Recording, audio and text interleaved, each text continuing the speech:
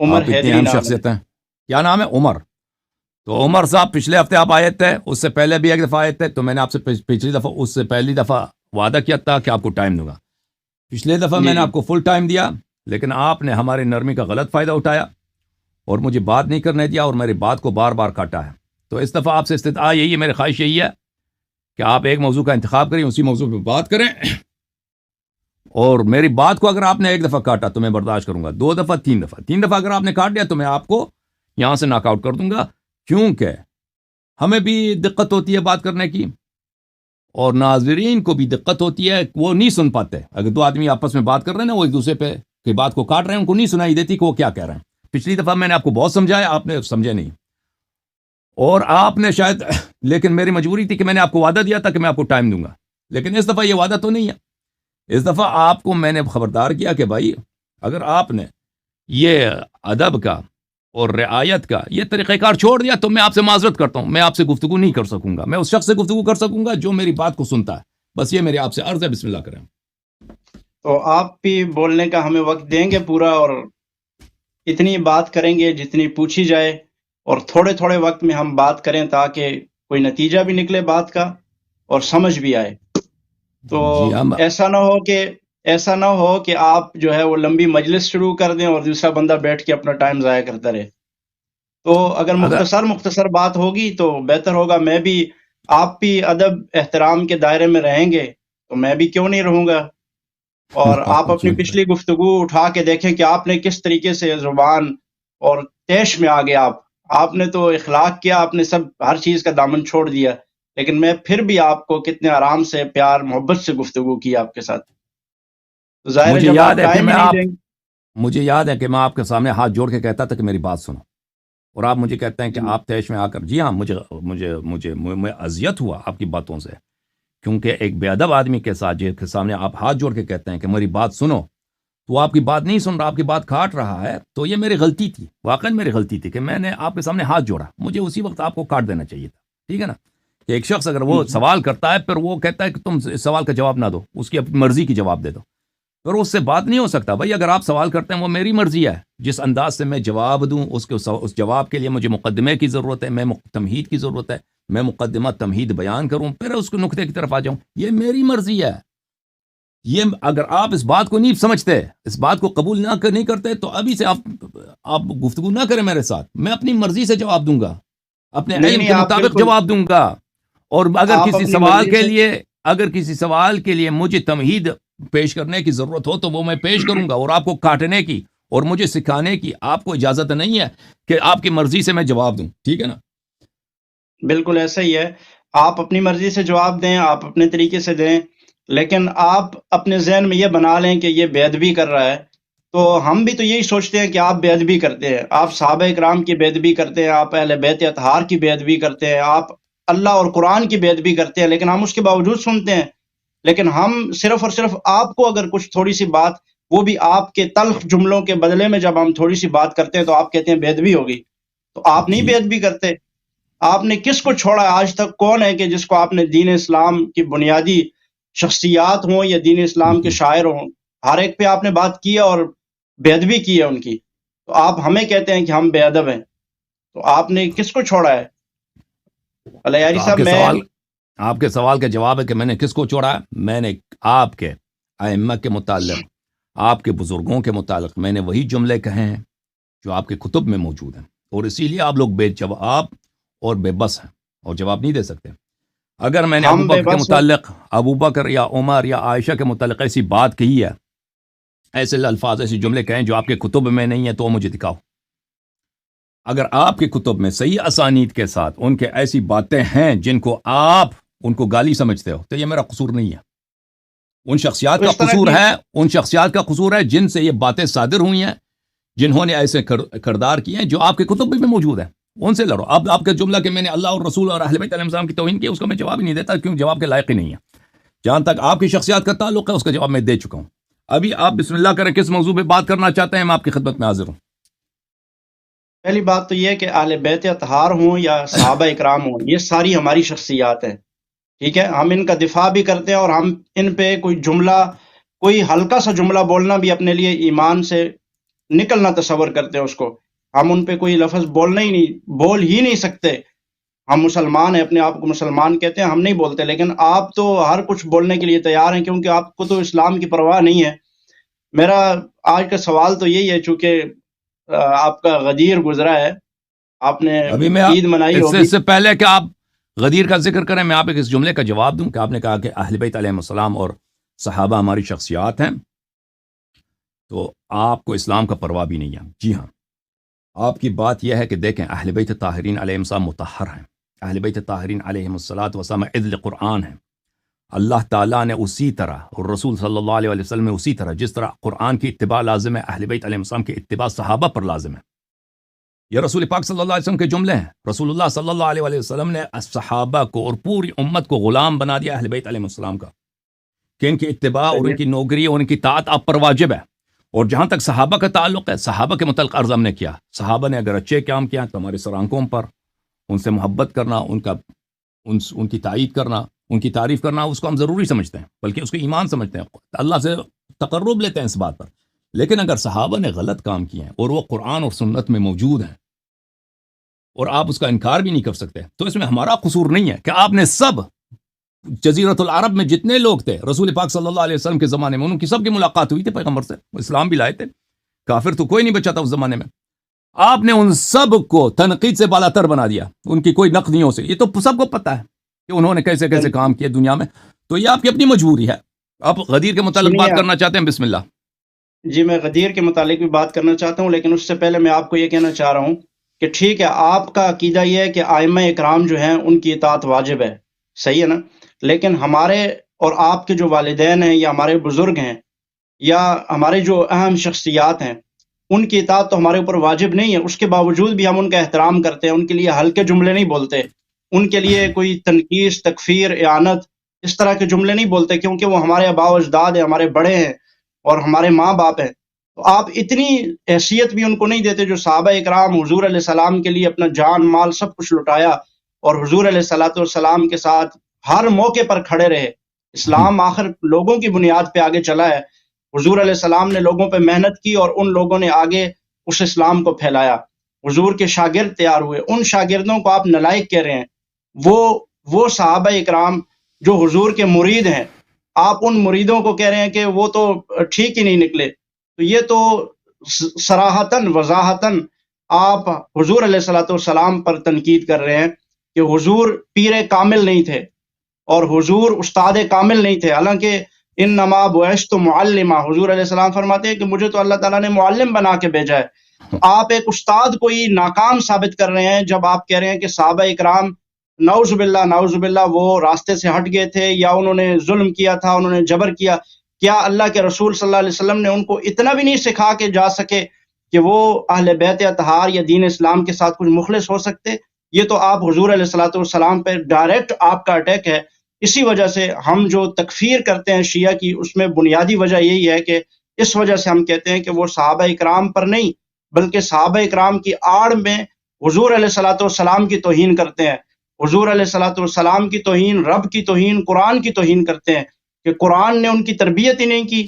اللہ کے رسول نے قرآن کے ذریعے سے تربیت کی لیکن ان کی تربیت نہیں ہو سکی. اسی وجہ سے ہم شیعہ کے تکفیر کے قائل ہیں. یہی بنیادی وجہ ہے کہ آپ حضور علیہ الصلوۃ والسلام پر ڈائریکٹ ان پر جو ہے وہ ہٹ کرتے ہیں. تو میں یہ کہنا چاہ رہا تھا کہ قرآن کریم کی اتنی آیات مبارکہ جو صحابہ اکرام کے متعلق ہیں، وہ ساری کی ساری، اس میں سے کوئی ایک صحابی بھی اس کا استثناء نہیں ہے. کہا جائے کہ حضرت ابوبکر و عمر، ان کی شخصیات ہی بلند اور برتر ہیں، اعلیٰ ہیں، بالا ہیں، اس لیے کہ حضرت علی رضی اللہ تعالیٰ عنہ نے خود ان کے ساتھ رہ کر ان کی عمارت میں کام کیا، ان کے ساتھ رہے. تو وہ کیسے ہو سکتے ہیں؟ وہ کیسے راستے سے بھٹک سکتے ہیں جب حضرت علی المرتضیٰ بھی انہی کے ساتھ تھے؟ خاندان نبوت کے چشم و چراغ سیدنا علی المرتضیٰ حیدر کرار بھی ان کے ساتھ تھے، ان کی پشت پر تھے. تو آپ کیسے کہہ سکتے ہیں؟ اب اسی تسلسل کو میں غدیر خم کے ساتھ ملاتا ہوں.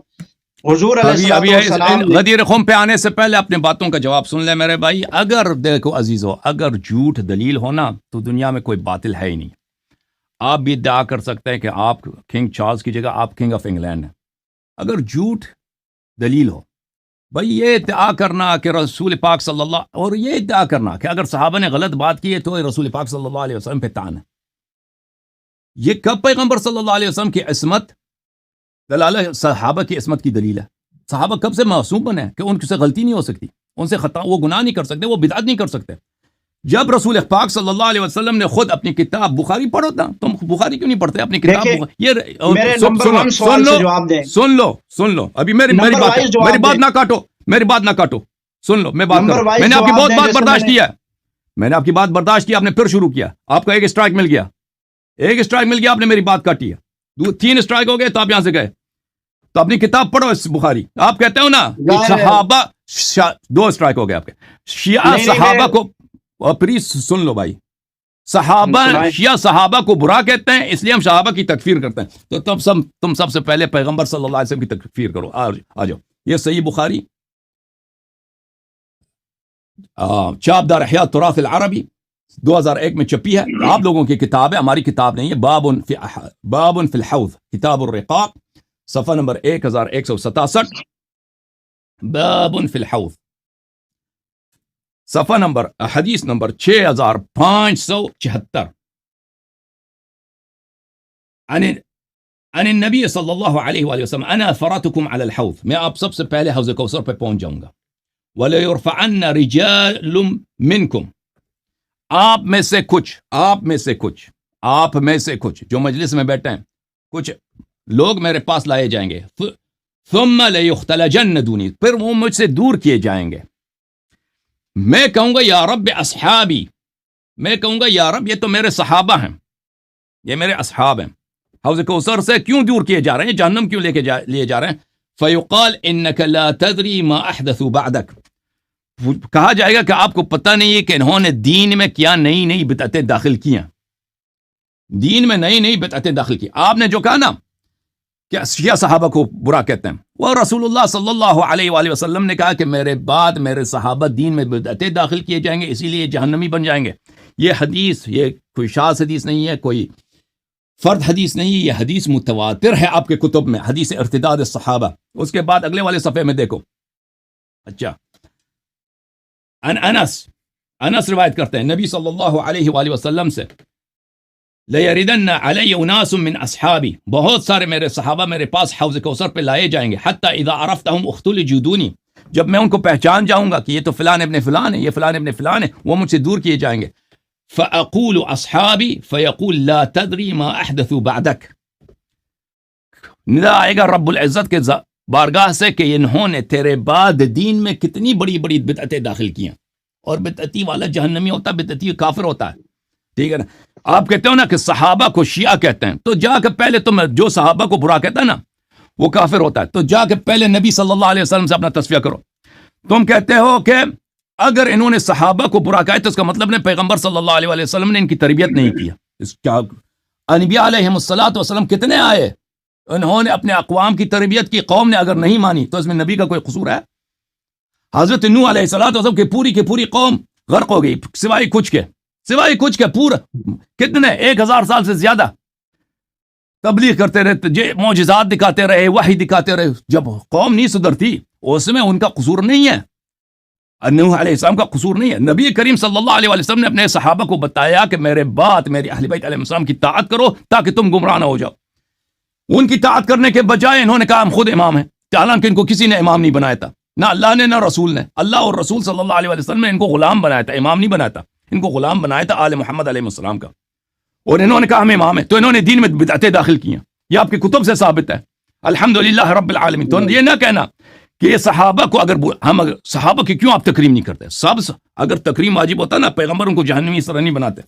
اب آپ کہتے ہیں نا قرآن میں آیات ہیں اس میں کسی صحابی کا استثناء نہیں ہے، وہ سب وہ آیات جو مدح کے لیے ہیں اس میں عموم نہیں ہے، اس میں صرف مومن صحابہ ہیں، وہ صرف مومن مخلص صحابہ کے، منافق صحابہ کے لیے نہیں ہے وہ آیات۔ کسی بھی آیت جس میں مدح ہے اس میں منافق سرے سے شامل ہی نہیں ہے، اس میں صرف مومن صحابہ کی بات ہو رہی ہے۔ اب ان کے عموم سے آپ ثابت نہیں کر سکتے کہ فلان صحابہ کی پس قرآن مجید میں تعریف ہے، صرف صحبت کی وجہ سے، صرف صحبت۔ اب اور پھر آپ کے جملے کہ یہ لوگ ہر مشکل میں پیغمبر صلی اللہ علیہ وسلم کے ساتھ تھے، تو خیبر سے کون بھاگا تھا، احد سے کون بھاگا تھا، حنین سے کون بھاگے تھے؟ مشکل میں تھے جی ہاں مشکل میں تھے سبحان اللہ آپ کی بات آپ ختم ہو غدیر کے متعلق بات کرنا ہے تو بات کرو کیوں میں آپ کو ابھی ٹائمر لگا دوں گا نا کیونکہ آپ کا ٹائم ان لمیٹیڈ نہیں ہے بھائی دوسرے لوگ بھی منتظر ہیں کتنا ٹائم ہے میرا اب ٹائمر آن نہیں آ رہا بھائی آپ کی جو ہے نا چانس بن گیا کہ ٹائمر آن نہیں آ رہا چلو آپ بات کریں کتنا ٹائم چاہیے آپ کو مجھے بات کریں بتائیں 5 منٹ کافی آپ کے لیے غدیر کے متعلق بات کرنے کے لیے 2-3 گھنٹے دے دیں نہیں 2-3 گھنٹے نہیں ہے آپ کتنا ٹائم آپ کو چاہیے 10-15 منٹ تو ہونے چاہیے نا 10 نہیں میں دے سکتے آپ کو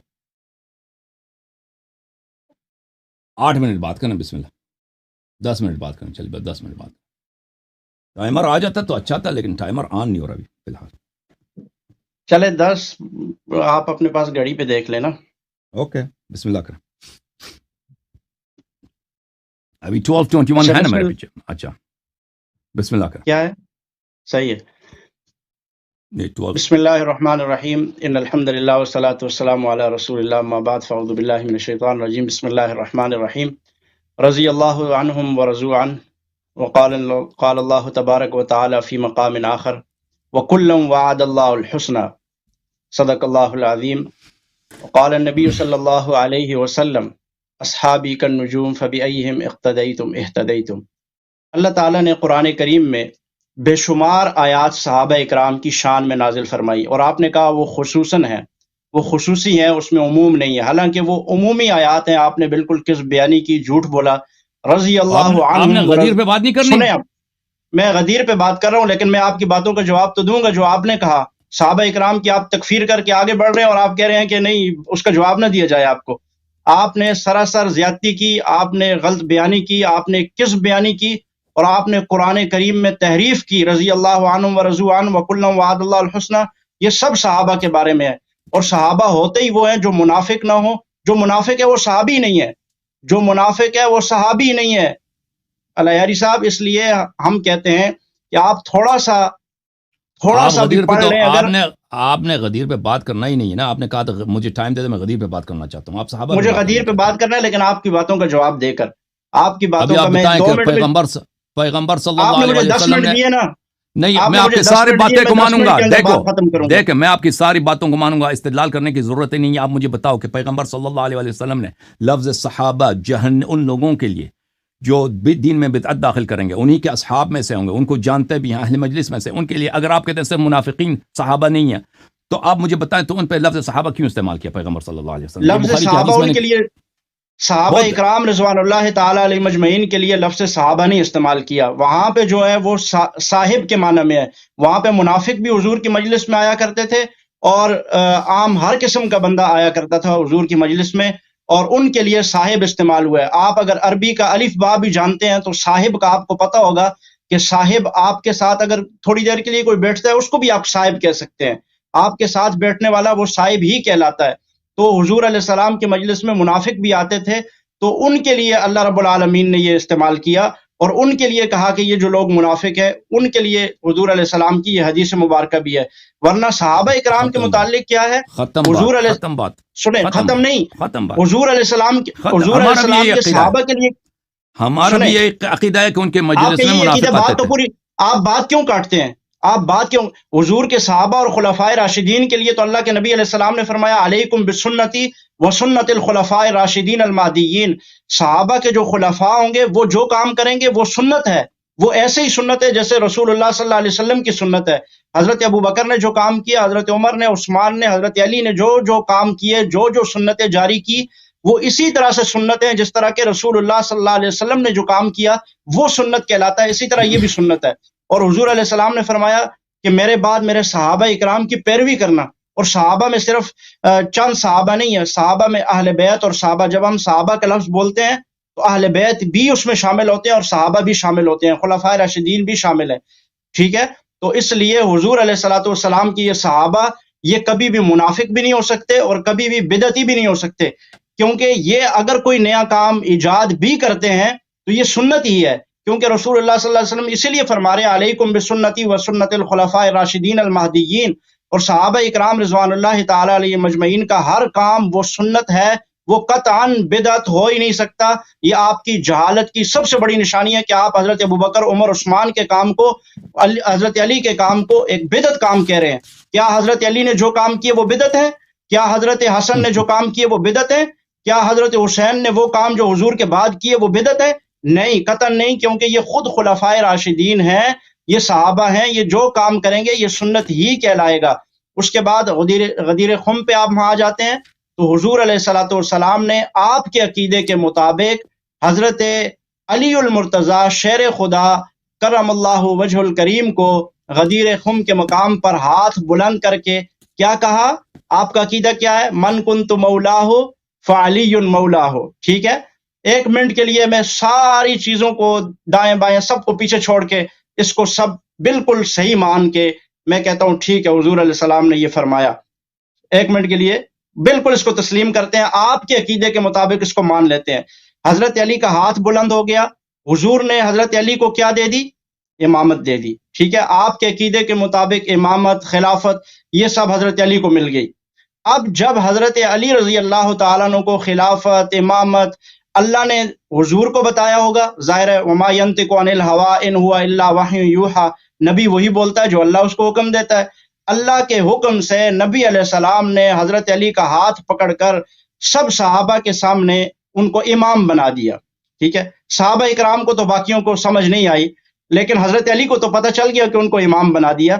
تو اب ان کو پتہ چل گیا کہ اللہ کا حکم میری طرف متوجہ ہو گیا، تو پھر میرا آپ سے جو سب سے بڑا اہم سوال ہے، اور میں چاہوں گا کہ میرا ٹائم ختم ہو اور اس کے بعد آنے والے بھی آپ سے یہی سوال پوچھیں اور آپ اس کا جواب بھاگنے کے بجائے آپ دے کے جائیں آج، کہ جب حضرت علی المرتضیٰ شیر خدا رضی اللہ تعالی عنہ حضور علیہ السلام کی رحلت کے بعد ان کی یہ ذمہ داری بنتی تھی کہ اب وہ خلافت کے مسلح کو سنبھالتے، امامت کے مسلح کو سنبھالتے، کیونکہ اللہ کے نبی علیہ السلام نے اللہ کے حکم سے ان کو عطا کر دیا تھا۔ اب کس بات کا ڈر، خوف یا کس بات کی وجہ سے وہ پیچھے ہٹے کہ جس کی وجہ سے انہوں نے خلافت کے مسلح کو نہیں سنبھالا، امامت کے مسلح کو نہیں سنبھالا، بلکہ اس کے بجائے حضرت سیدنا ابوبکر صدیق کی بیعت بھی کر لی۔ 6 مہینے بعد آپ کہتے ہیں 6 مہینے بعد کی، چلے مان لیا 6 مہینے بعد کی، لیکن بیعت بھی کی، اور پھر بیعت کرنے کے بعد حضرت عمر رضی اللہ تعالیٰ عنہ کی بیعت بھی کی، اور سیدنا عثمان کی بیعت بھی کی۔ ان سب کے ساتھ وہ مشیر رہے، باقاعدہ طور پہ ان کو مشورے دیتے رہے، باقاعدہ طور پر وہ، اس کا مطلب یہ ہوا کہ حضرت رسول اللہ صلی اللہ علیہ وسلم کی بات کو، اللہ تعالیٰ کے حکم کو انہوں نے کوئی اہمیت نہیں دی، اور انہوں نے آپ کے بقول، کیونکہ آپ کا عقیدہ یہ ہے کہ ان کے ساتھ لشکر نہیں تھا، لوگ ساتھ نہیں تھے، اس لیے انہوں نے چھپا دیا، کمپرومائز کر دیا۔ کیا علی المرتضیٰ شیر خدا، امام معصوم، مشکل کشا، وہ ڈر گیا؟ اس نے کمپرومائز کر لیا؟ نعوذ باللہ من ذالک، سوچ بھی نہیں سکتے ہم۔ اسی لیے میں کہتا ہوں کہ اہل تشیع نہ صرف حضرت ابوبکر، حضرت عمر، حضرت عثمان، بلکہ یہ حضرت علی کے بھی منکر اور ان کی توہین کرنے والے ہیں، یہ حضرت علی پر بھی الزام تراشیاں کرنے والے ہیں۔ اہل تشیع حضرت علی کو بھی منکر رسول سمجھتے ہیں اور اللہ کے باتوں سے ہٹا ہوا سمجھتے ہیں۔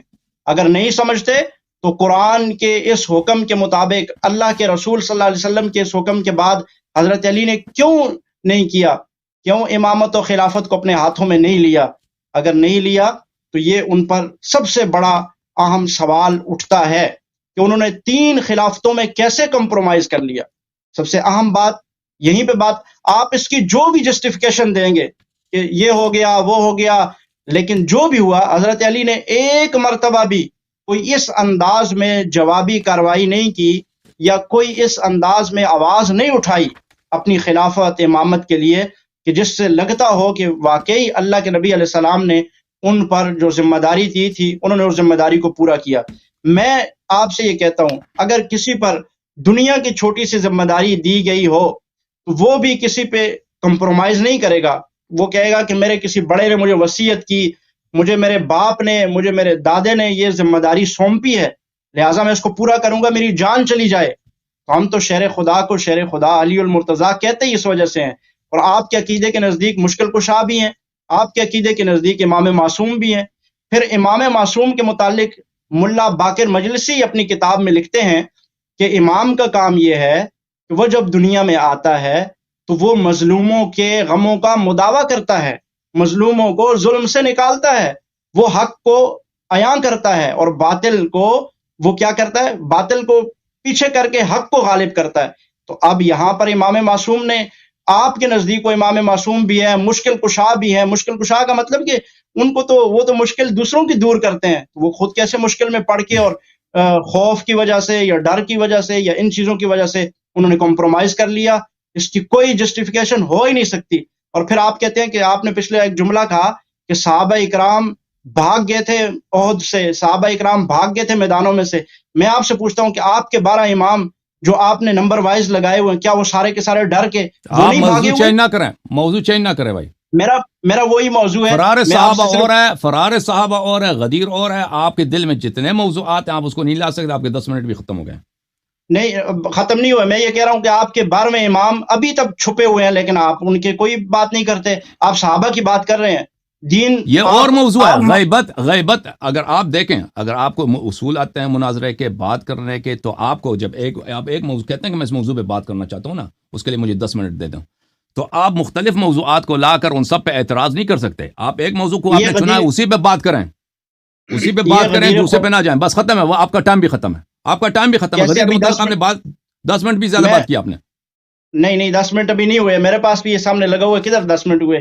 غدیر خم سے ہی یہ متعلق ہے، غدیر خم سے پہلا امام آپ کے بنے نا، پہلے امام سے لے کر میں بات کو ختم کر رہا ہوں، میں نے کنکلوڈ کیا بات کو کہ پہلے امام سے لے کر 12ویں امام تک کس امام نے اپنی ذمہ داری کو پورا کیا ہے؟ آپ بتائیں۔ انہوں نے اپنی ذمہ داری کو پورا ہی نہیں کیا، انہوں نے قرآن ہم تک پہنچایا ہی نہیں، حدیث ہم تک نہیں پہنچائی، اپنا منصب ہی انہوں نے ذمہ داری سنبھالی نہیں، تو پھر کون ذمہ دار ہوگا؟ یہ اور سوال ہے بھائی، یہ اور سوال ہے، غدیر کے متعلق نہیں ہے۔ خم سے پلیز یہ غدیر خم سے ریلیٹڈ ہے، یہ غدیر خم سے ریلیٹڈ ہے، یہ آپ میری باتوں کے درمیان بول رہے ہیں، میری بات پوری ہونے دیں، میں بات ختم کر رہا ہوں۔ ٹائم ختم ہے، آپ کا ٹائم ختم ہے بھائی، وہ آپ بول کے کر رہے ہیں نا۔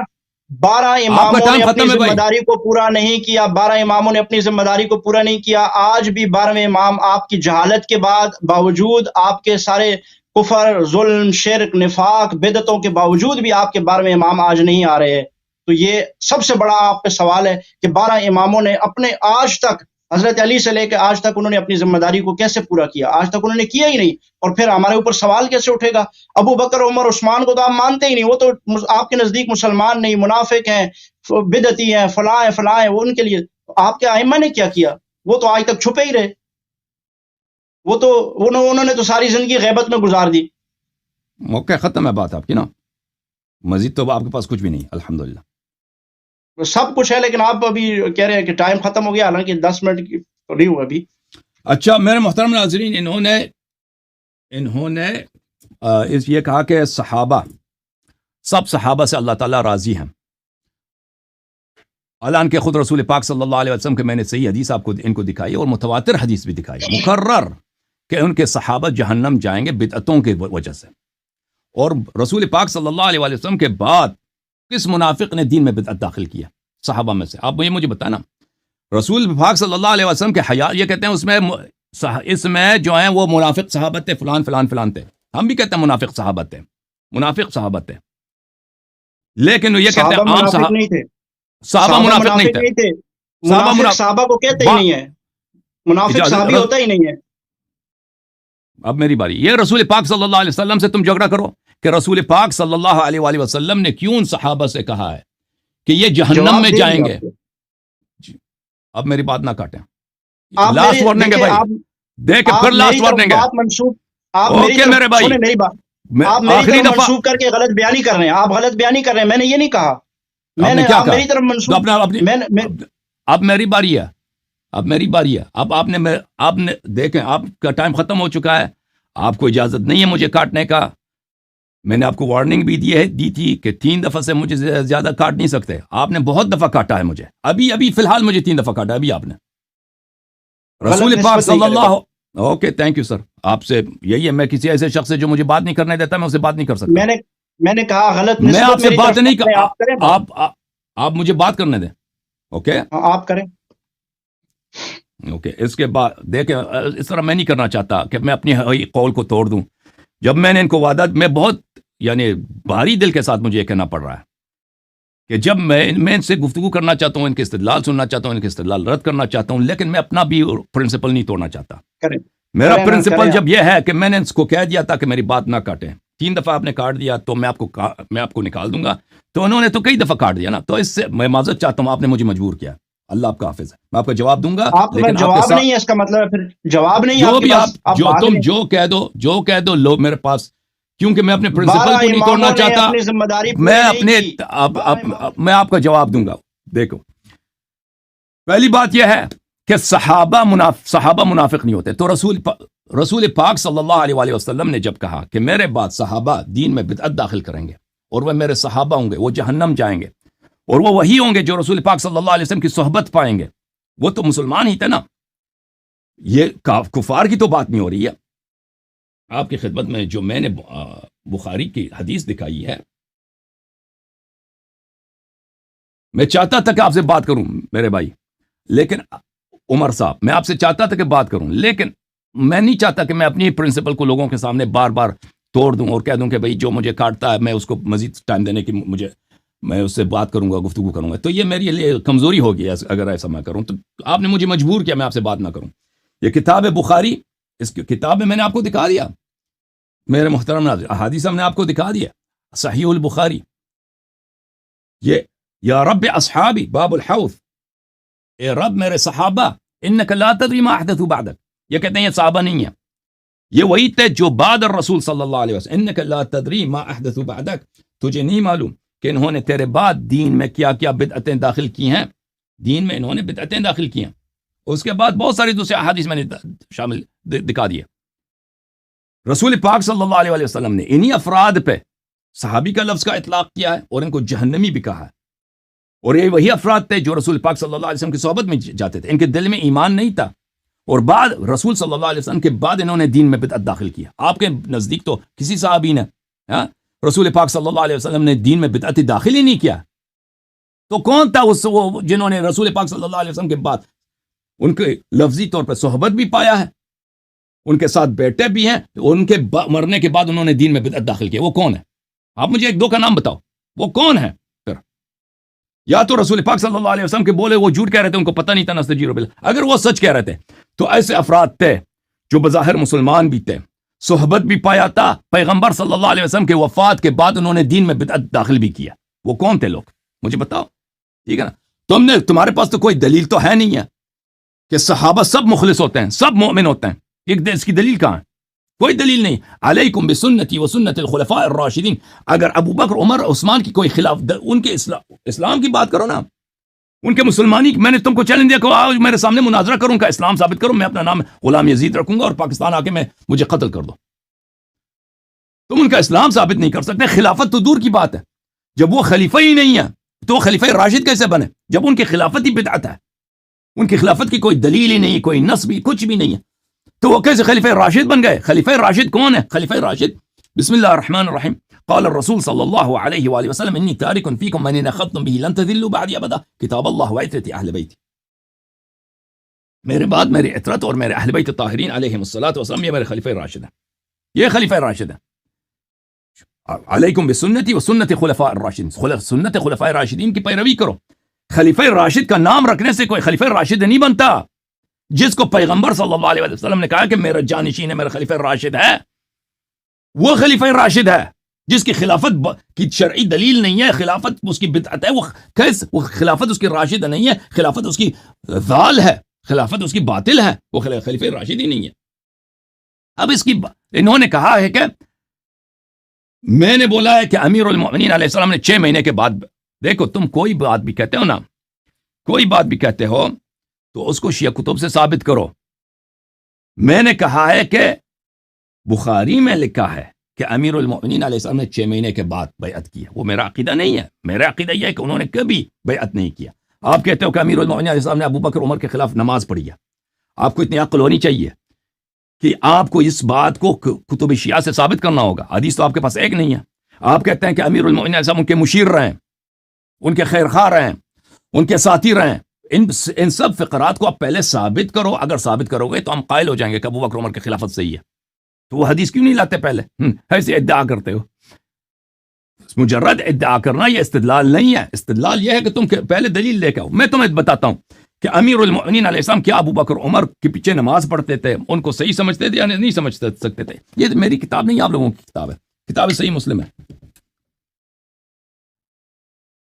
کتاب مسلم, مسلم بن حجاج قشیری نیشابوری کی کتاب, چاپ دار الفکر, باب حکم الفی, صفحہ نمبر 885.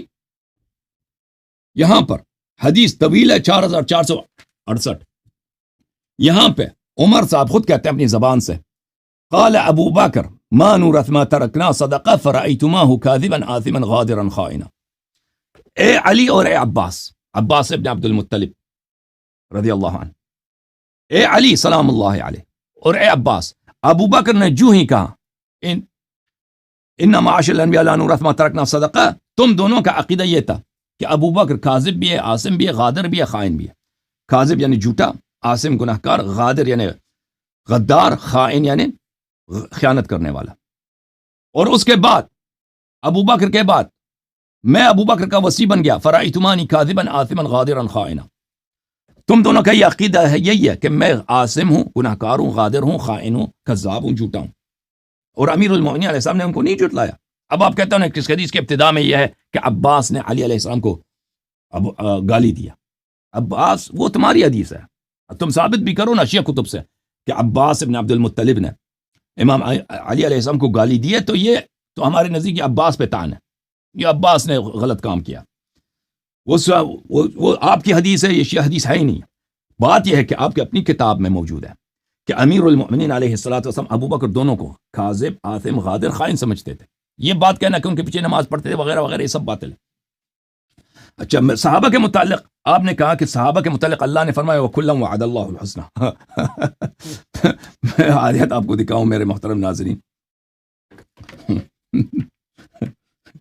یہ سب صحابہ کے لیے, یہ سب صحابہ کے لیے نہیں ہے میرے بھائی. یہ سورہ مبارکہ نساء ہے, اعوذ باللہ من الشیطان الرجیم, لا يستوي القاعدون من المؤمنین غیر اولی الضرر والمجاہدون فی سبیل اللہ باموالہم وانفسہم فضل اللہ المجاہدین باموالہم وانفسہم علی القاعدین درجہ وکلا وعد اللہ الحسنى. وہ جو مومن ہے, اس میں منافق صحابہ آتے ہی نہیں ہیں, مومنین کی بات ہو رہی ہے. وہ مومن جو جہاد نہیں کر سکتے, جہاد نہیں کر سکتے,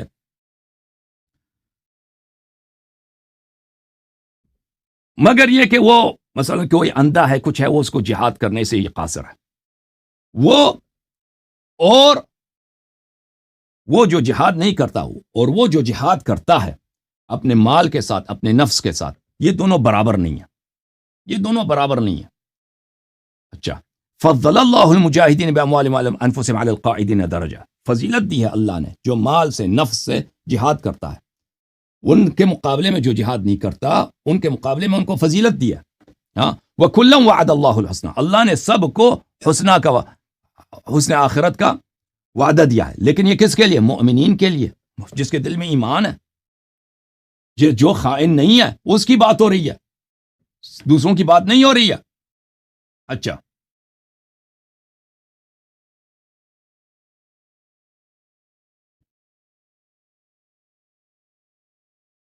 یہ جس آیت سے آپ نے استدلال کیا کہ سب صحابہ کے, اس میں سب صحابہ کی بات ہی نہیں ہے, یہ آپ کی جھوٹ ہے. دوسری جو جس آیت سے آپ نے استدلال کیا سورہ مبارکہ حدید کی آیت ہے, سورہ مبارکہ حدید کی آیت ہے نا. پہلے آیت انسان آیت کو پڑھتا ہے, آیت کا ترجمہ کرتا ہے, اس کی شرح کرتا ہے, پھر کہتا ہے یہ آیت کیسے دلالت کرتا ہے سب پر کہ جس نے بھی صحبت پایا. پیغمبر صحابہ کی تعریف کیا ہے آپ لوگوں کے نزدیک؟ صحابہ کی تعریف یہ ہے کہ جس نے پیغمبر صلی اللہ علیہ وسلم کو ایک لمحے کے لیے بھی درک کیا ہے اور اسلام لایا, ظاہر اسلام میں کلمہ, وہ صحابی ہے. یہ ہے آپ لوگوں کی تعریف صحابی کے لیے. وہ استدلال کرو کہ قرآن میں لکھا ہے کہ ایسے سب لوگ جو ہیں جنتی ہیں. وہ قرآن تو یہ نہیں کہہ رہا, یہ رضی اللہ عنہم ورضوا عنہ کس کے لیے؟ لا تجد قوما يؤمنون بالله واليوم الآخر يوادون من حاد الله ورسوله ولو كان آباءهم او ابناءهم او اخوانهم او عشيرتهم. تو نہیں پاتا دنیا میں ایسا کچھ بھی نہیں. بلی یہ سب صحابہ کے لیے بھی نہیں ہے, یہ پوری قیامت تک جتنے ایمان والے ہیں ان کے لیے, صحابی کا شرط ہی نہیں ہے اس میں. تو نہیں پاتا کہ ایک قوم ایسا ہو کہ اللہ اور رسول پہ ایمان رکھتا ہو، محبت کرتے ہوں ان سے جو اللہ اور رسول کے دشمن ہیں، گرچہ وہ ان کے آبا ہوں، ان کے بیٹے ہوں، یا ان کے اخوان ہوں، یا ان کے قبیلے والے ہوں۔ یہ ان لوگوں کے لیے ہے جن کے قبیلے والے کافر ہیں، مشرک ہیں، اور وہ ان سے محبت نہیں کرتا، ان سے دوستی نہیں کرتا، ان سے وفا نہیں کرتا، اس لیے کہ یہ کافر ہیں۔ اب آپ کے اپنے کتب میں ہے کہ عمر جو ہے وہ اسلام ہی نہیں لایا اس وقت تک جب کہ اس کے کافر نے اس کو پناہ ہی نہیں دی۔ کافر سے تو اس کو محبت تھی، وہ کافر کے پناہ میں تھا۔ وہ کافر کے پناہ سے کب نکلا تھا عمر؟ وہ ہمیں دکھا دو۔ اولئک کتب اللہ فی قلوبہم الایمان وایدہم بروح منہ، ان لوگوں کو، اس میں صحابہ کی شرط نہیں ہے، آج کی دنیا میں بھی کوئی ایسا ہو نا کہ ایک شخص ہے، اس کا باپ ہے، اس کا بھائی ہے، اس کا قبیلے والے ہیں، وہ اسلام سے، پیغمبر صلی اللہ علیہ وسلم، اہل بیت علیہ السلام سے دشمنی رکھتے ہیں، ان سے وہ محبت نہیں کرتا،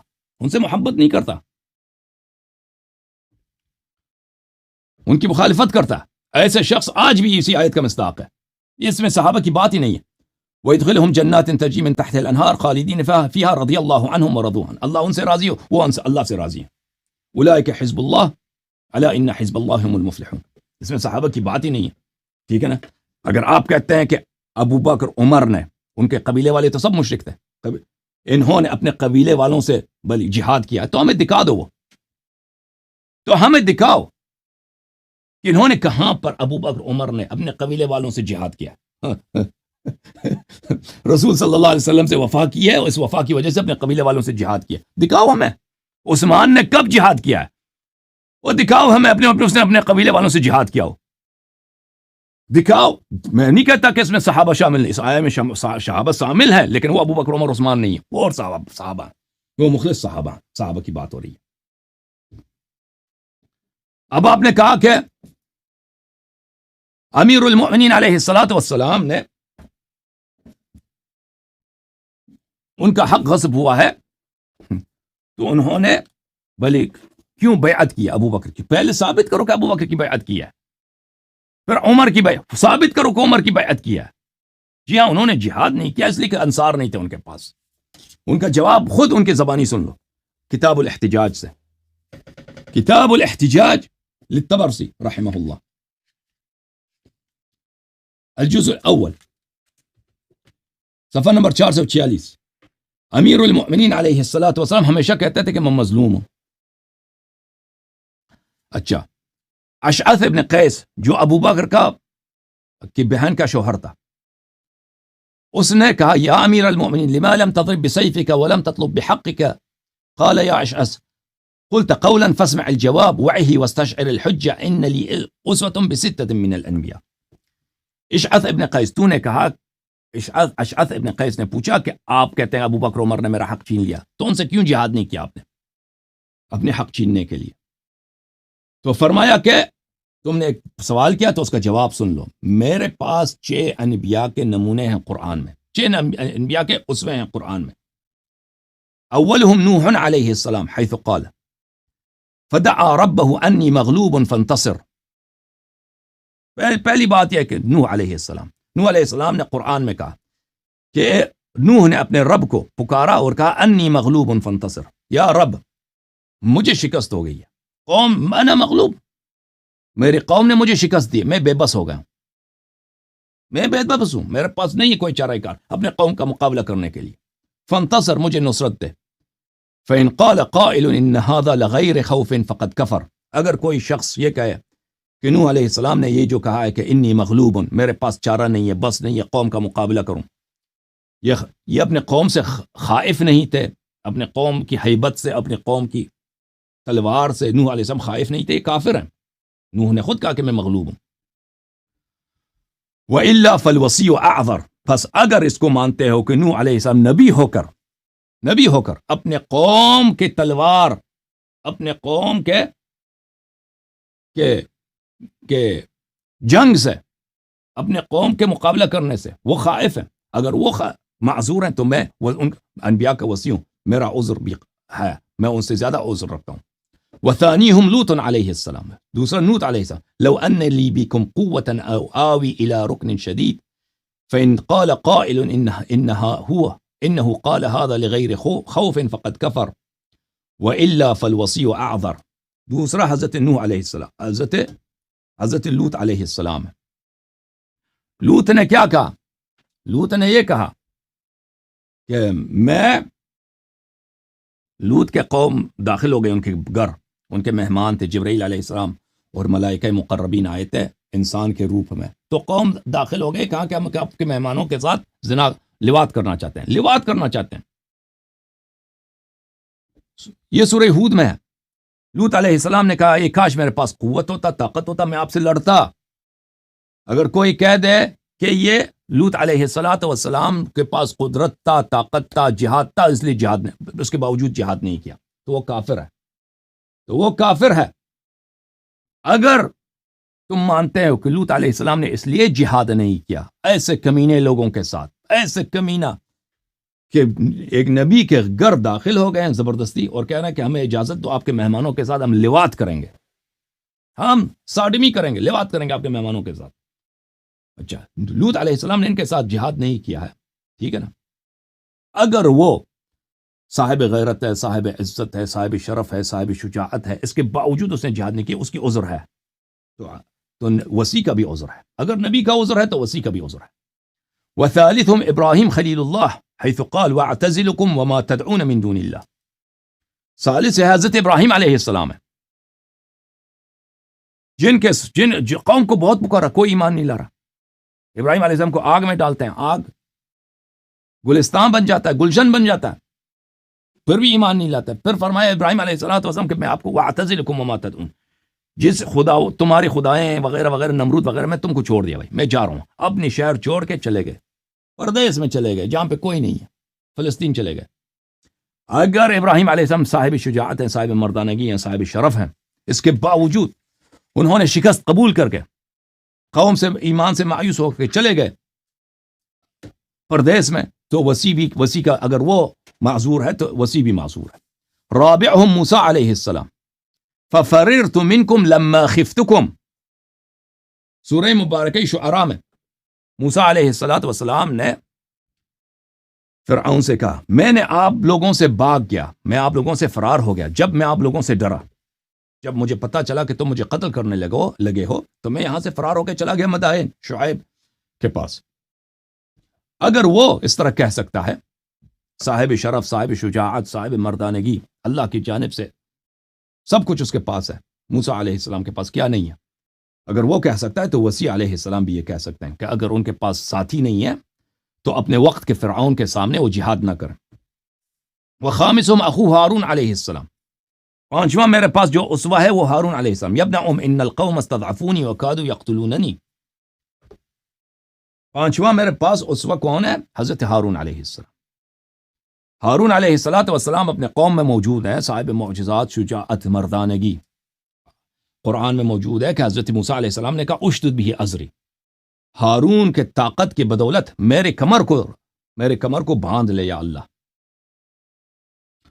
اس کو میرا قوت بازو بنا دے. موسیٰ علیہ السلام کے قوت بازو، حضرت ہارون علیہ السلام، ان کی مردانگی، ان کی شرف، ان کی شجاعت، کوئی شک نہیں. کوئی شک کرے تو کافر ہے. انہوں نے کیا کہا جب قوم نے بچڑے کی عبادت شروع کی؟ انہوں نے کہا اپنے بھائی سے اے میرے بھائی ان القوم استضعفونی وکادوا یقتلوننی، آپ کے قوم نے مجھے کمزور بنا دیا، قوم نے مجھے بالکل اکیلا کر دیا، بنی اسرائیل نے مجھے اکیلا، آپ کے قوم، آپ کی امت نے مجھے اکیلا کر دیا اور مجھے قتل کرنے لگے تھے. اگر ہارون علیہ السلام اسی دلیل کے بنا پر کہ وہ اکیلے تھے، ان کے پاس کوئی نہیں تھا، جہاد نہیں کیا، تو وصی علیہ السلام حضرت امیر المؤمنین علیہ السلام بھی یہ شریعت تو قرآن تو یہی قرآن ہے بھائی، دین تو یہی دین ہے. اگر وہ بھی جہاد نہیں کرتے تو کون سی بڑی بات ہے. وسادسہم اخی محمد صلی اللہ علیہ وسلم. چھٹا میرے پاس جو اسوہ ہے میرا بھائی رسول پاک صلی اللہ علیہ وسلم. محمد خیر البشر صلی اللہ علیہ وآلہ حیث ذهب الى الغار ونومنی علی فراشه. رسول پاک صلی اللہ علیہ وسلم غار کو چلے گئے، مجھے اپنے بستر پہ لٹایا.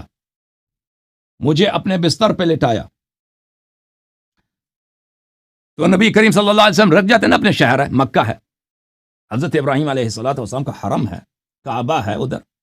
مدینے میں تو اس زمانے میں کچھ بھی نہیں تھا نا، اپنا شہر ہے، اپنا گھر ہے. ان کی بیٹی اپنے گھر میں سوئی ہوئی ہے، حضرت زہرا سلام اللہ علیہ. ٹھیک ہے نا؟ وہ اپنے ناموس کو چھوڑ کے کہاں جا رہے ہیں؟ نبی پہ اعتراض کرو نا، کافر بن جاؤ۔ مشرکین یہی تو اعتراض کرتے تھے کہ انہوں نے اپنی بیٹی کو، اپنی بچی کو چھوڑ کر، اپنے گھر کو چھوڑ کر رات کی تاریکی میں بھاگ گئے۔ یہ کوئی نبی ہے؟ یہ کوئی پیغمبر ہے؟ اور ہمیں فریب دیا ہے، ہمیں دھوکہ دیا، اپنے بستر پہ اپنے چچا زاد بھائی کو سلا دیا۔ ہمیں پتہ ہی نہیں ہے کہ یہ چلے گئے، ایسے ہمیں دھوکہ دے کر لاکھ کی تاریکی میں چلے گئے۔ یہ کیسے نبی ہے؟ نہ مردانگی، نہ سجیر باللہ، نہ شجاعت، نہ کچھ بھی نہیں، رات کی تاریکی میں چلے گئے۔ یہ کوئی نہیں، ہاں مذاق اڑاؤ، مذاق اڑاؤ۔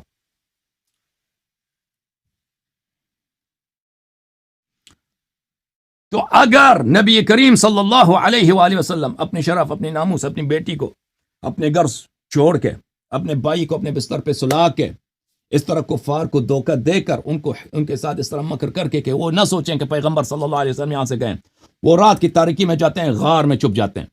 یہ غار میں چھپ جاتے ہیں کیونکہ ان کے پاس طاقت نہیں ہے، کیونکہ ان کے پاس فوج نہیں ہے، کیونکہ پوری ان کے قوم جو بدبخت قوم ہے۔ قوم ان کی کون سی قوم؟ بدبخت قوم ہے۔ قریش والے، مکے والے بدبخت ہیں۔ اس کے بجائے کہ اس نبی صلی اللہ علیہ وسلم پہ ایمان لائے، تصدیق کریں، کہہ رہے ہیں کہ یہ ساحر ہے، جادوگر ہے، جھوٹا ہے، شاعر ہے، کیا کیا، اور اس کو قتل کرنے لگے۔ اگر وہ رک جاتے ہیں تو قتل ہو جاتے ہیں۔ تو اس نبی صلی اللہ علیہ وسلم کے لیے جائز ہے، بلکہ ان کے لیے واجب ہے کہ وہاں سے نکل جائیں۔ تو وسیع علیہ الصلوۃ والسلام کے لیے فَإِنْ قَالَ قَائِلٌ إِنَّهُ ذَهَبَ إِلَى الْغَارِ لِغَيْرِ خَوْفٍ فَقَدْ كَفَرَ، اگر کوئی شخص کہہ دے کہ رسول پاک صلی اللہ علیہ وسلم کو اپنی جان کا خطرہ ہی نہیں تھا، اپنی جان پہ وہ خائف ہی نہیں تھے، وہ ایسے ہی چلے گئے، بلا وجہ چلے گئے، تو یہ کافر ہے بھائی۔ نہیں، ان کو اپنی جان کا خوف تھا، اپنی جان کا خطرہ تھا پیغمبر کو صلی اللہ علیہ وسلم، تبھی غار پہ گئے ہیں بھائی۔ غار میں وہ غار ثور میں بلا وجہ نہیں گئے، جان پہ خائف ہے، اپنے جان پہ، مجھے قتل ہو جاؤں گا۔ تو اگر وہ اپنی جان پر خوف کی وجہ سے غار ثور چلے جاتے ہیں، تو امیر المؤمنین علیہ السلام، جب سب قبائل دشمن تھے امیر المؤمنین علیہ الصلوۃ والسلام کے، میں آپ کو کچھ احادیث دکھاؤں تاکہ بالکل آپ کی طبیعت صاف ہو جائے۔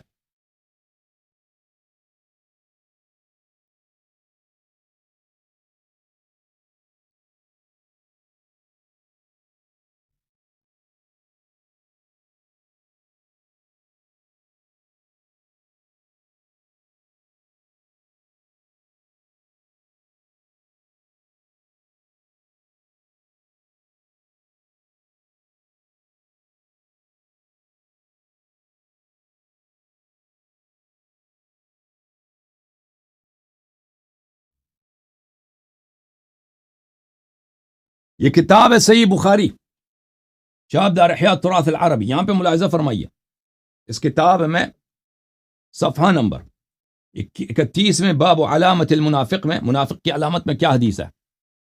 اربع من کن فیہن منافقا، اربع من کن فیہ کان منافقا خالصا، جس شخص میں یہ 4 باتیں ہوں تو وہ خالص منافق ہے۔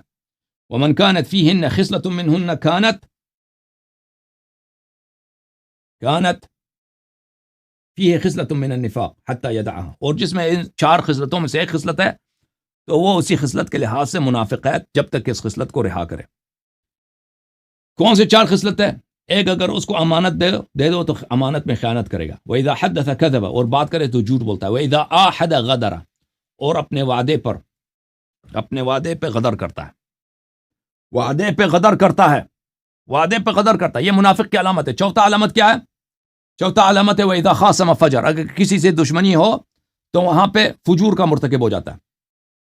کہ یہ مسلم میں بھی ہے، دوسری کتب میں بھی ہے۔ غدر کا کیا مطلب ہے میرے عزیز؟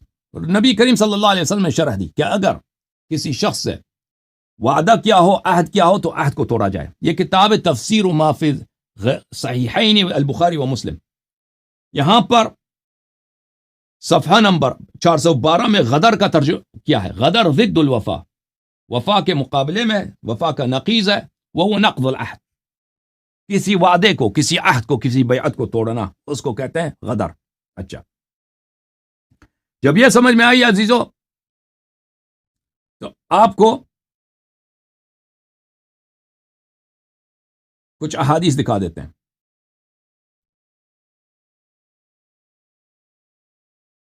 یہ کتاب ہے البحر الزخار بمسند البزار،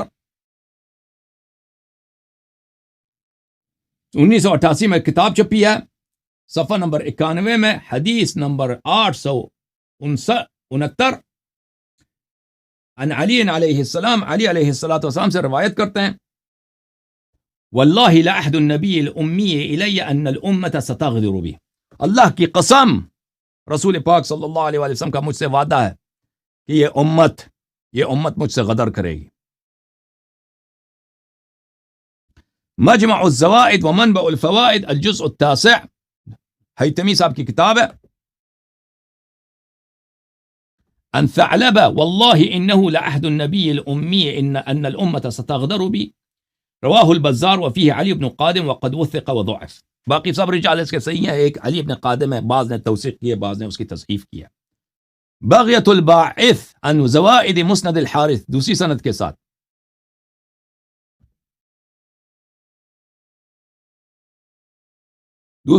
ساتھ، میرے محترم ناظرین، علی بن سلیمان ابن ابی بکر الحیثمی الشافعی کی کتاب صفحہ نمبر 905 میں دوسری سند کے ساتھ روایت کرتے ہیں، عن علی رضی اللہ عنہ قال قال رسول اللہ صلی اللہ علیہ وآلہ وسلم ان هذه الامة ستغدر بک، یہ امت بعدی، میرے وفات کے بعد یہ پوری امت آپ سے، یہی امت آپ سے وہ غدر کرے گی، آپ سے وعدے کو، آپ سے عہد کو توڑے گی۔ المطالب العالیہ بزوائد المسانید الثمانیہ، تالیف الحافظ ابن حجر العسقلانی، جزء نمبر 4۔ ملاحظہ فرمائیے اس کتاب میں کئی اسانید کے ساتھ نقل کرتے ہیں، ثعلبہ بن یزید سے، بلے ابو ادریس الاودی سے، زید الحمانی سے، سمعت علی علیہ السلام یقول واللہ انہ لعہد النبی الامی انہم سیغدرون بک من بعدی، ان هذه الامة ستغدر بك من بعدی، واللہ انہ لعہد النبی الامی الی صلی اللہ علیہ وآلہ وسلم ان هذه الامة ستغدر بی، یہ امت مجھ سے غدر کرے گی، یہ امت مجھ سے خیانت کرے گی۔ اچھا، اچھی بات ہے۔ تو کیا ہوا میرے محترم ناظرین؟ رسول پاک صلی اللہ علیہ وسلم کے ساتھ امت نے غدر کیا، پوری امت نے، سوائے چند افراد کے غدر کیے، آپ کے اپنی کتب میں موجود ہے، الحمدللہ رب العالمین۔ جہاں تک یہ بات انہوں نے کہا نا کہ 12 امام نے اپنے فرائض انجام نہیں دیے، جو فرائض حضرت ابراہیم علیہ السلام نے انجام دیے تھے نا، وہی فرائض ہمارے 12 امام نے انجام دیے، جو حضرت لوط علیہ السلام، جو حضرت نوح علیہ السلام، جو حضرت ہارون علیہ السلام نے انجام دیے، وہی 12 امام نے انجام نہیں دیے۔ اگر آپ کہتے ہیں کہ ہم کو حدیث نہیں دیا، ہم کو تو دیا نا، تم نے لیا نہیں، انہوں نے سب کو حدیث دیا ہے، تم نے ان سے حدیث نہیں لیا، تم نے ان کے مخالفین سے، ان کے ظالمین سے حدیث لیا، تو ان کا قصور نہیں ہے۔ جہاں تک 12 امام کی غیبت کا تعلق ہے، اگر رسول پاک صلی اللہ علیہ وآلہ وسلم رات کی تاریکی میں اپنی بیٹی کو چھوڑ کر غار میں پناہ لے سکتے ہیں، تو ان کا آخری حجت اللہ کے حکم سے ان کے لیے بھی، بھلے امت کے آنکھوں سے، جو ان کے خون کا پیاسا ہے، ان کے ہاتھوں سے دور رہنے کے لیے اگر وہ غائب ہو جائے آنکھوں سے، تو اس میں کوئی حرج نہیں۔ تو میرے محترم ناظرین، آپ سب کو بہت شکریہ۔